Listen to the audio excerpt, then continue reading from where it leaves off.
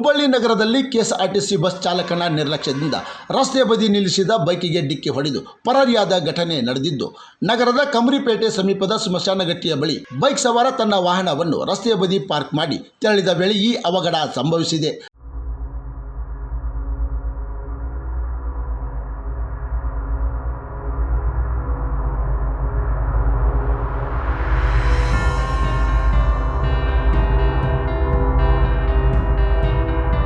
ವೇಗವಾಗಿ ಬಂದ KSRTC bus ಬೈಕಿಗೆ ಗುದ್ದಿದ ಬಳಿಕ ಚಾಲಕ ಸ್ಥಳದಲ್ಲಿ ನಿಲ್ಲದೆ ಮುಂದಕ್ಕೆ ತಳ್ಳಿದ್ದಾನೆ ಎಂದು ಆರೋಪಿಸಲಾಗಿದೆ.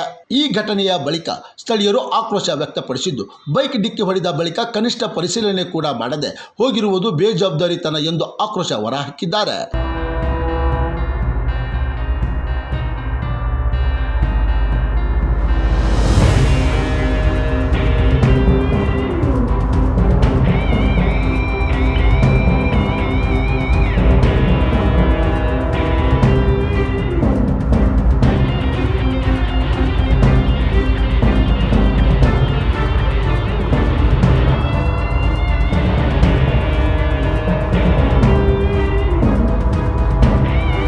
ಇದೇ ವೇಳೆ ಫ್ಲೈಓವರ್ ಕಾಮಗಾರಿ ಆರಂಭವಾದ ನಂತರ ಕಮರಿಪೇಟೆ ಭಾಗದಲ್ಲಿ ಟ್ರಾಫಿಕ್ ಸಮಸ್ಯೆ ಹೆಚ್ಚಾಗಿದೆ ಎಂಬ ಆರೋಪವೂ ಕೇಳಿಬಂದಿದೆ.